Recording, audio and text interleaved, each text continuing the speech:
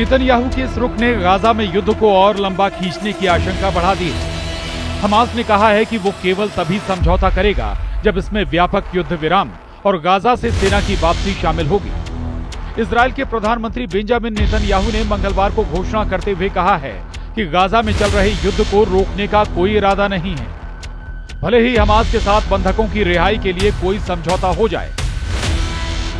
उन्होंने स्पष्ट किया कि यदि हमास बंधकों को रिहा करता है तो इजराइल उन्हें स्वीकार करेगा, लेकिन इसके बाद भी सैन्य कार्रवाई जारी रहेगी। नेतन्याहू ने कहा कि हम बंधकों को लेंगे और फिर आगे बढ़ेंगे, लेकिन युद्ध को रोकने का कोई रास्ता नहीं है।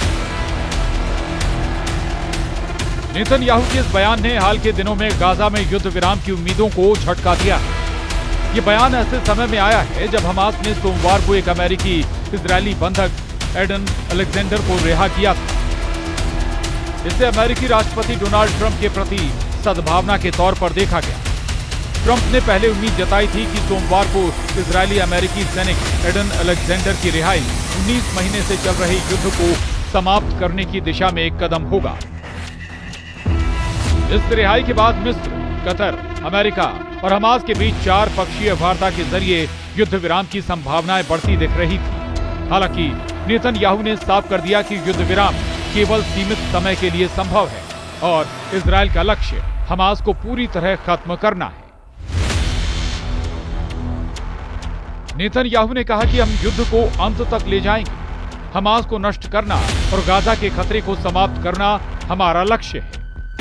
उनके इस रुख ने न केवल युद्ध विराम वार्ता को जटिल बना दिया है, बल्कि इजराइल के भीतर भी विवाद को जन्म दिया है।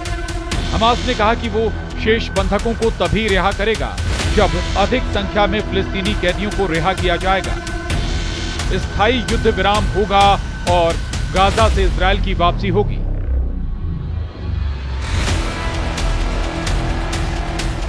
इजराइल में बंधकों के परिवार और उनके समर्थक सरकार पर लगातार दबाव डाल रहे हैं कि वो गाजा में बचे हुए 59 बंधकों की रिहाई के लिए समझौता करें, लेकिन नेतन्याहू की कैबिनेट में कट्टरपंथी नेताओं का प्रभाव बढ़ रहा है जो युद्ध को समाप्त करने के खिलाफ है। हाल ही में नेतन्याहू ने गाजा में सैन्य अभियान को और तेज करने की योजना की घोषणा की थी, जिसमें गाजा के बड़े हिस्से पर कब्जा करने और वहां की आबादी को दक्षिण की ओर शिफ्ट करने की बात शामिल है। इजरायली सेना के प्रवक्ता ब्रिगेडियर जनरल एफी डेफ्रिन ने कहा कि नया सैन्य अभियान बंधकों की रिहाई को प्राथमिकता देगा। हालांकि बंधक परिवारों के संगठन hostages and missing families forum ने इस योजना को बंधकों की बलि देने वाला कदम बताया। विपक्षी नेता यायर गोलान ने भी नेतन्याहू पर आरोप लगाया कि यह योजना उनकी सरकार को बचाने के लिए, न कि सुरक्षा या बंधकों की रिहाई के लिए। नेतन्याहू के बयान और गाजा में प्रस्तावित सैन्य अभियान की अंतर्राष्ट्रीय स्तर पर कड़ी आलोचना हो रही है। फ्रांस के विदेश मंत्री जीन नोएल बैरो ने इस योजना को अस्वीकार्य बताया और तत्काल युद्ध विराम, मानवीय सहायता की पहुंच और बंधकों की रिहाई की मांग की। संयुक्त अरब अमीरात ने भी इजरायली हमलों की निंदा की और सैन्य वृद्धि के परिणामों के प्रति चेतावनी दी। गाजा में स्थिति लगातार बिगड़ रही है। फिलिस्तीनी स्वास्थ्य मंत्रालय ने बताया कि 18 मार्च के बाद से इजरायली बमबारी में 2500 से अधिक फिलिस्तीनियों की मौत हो चुकी है। इजरायल ने 2 मार्च से गाजा में सभी मानवीय सहायता को रोक दिया, जिसे हमास ने भुखमरी युद्ध करार दिया। इस नाकाबंदी के कारण गाजा की जनता को भोजन, दवाइयां और ईंधन की भारी कमी का सामना करना पड़ रहा है।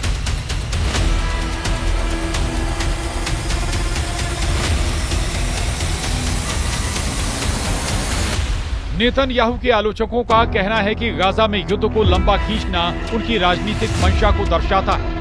उनकी गठबंधन सरकार कट्टरपंथी दलों पर निर्भर है, जो गाजा पर स्थायी इजरायली नियंत्रण की वकालत करते हैं। इसके अलावा नेतन्याहू पर अक्टूबर 2023 के हमास हमले को रोकने में विफलता और युद्ध के बाद गाजा के लिए कोई स्पष्ट योजना न पेश करने की आलोचना हो रही है।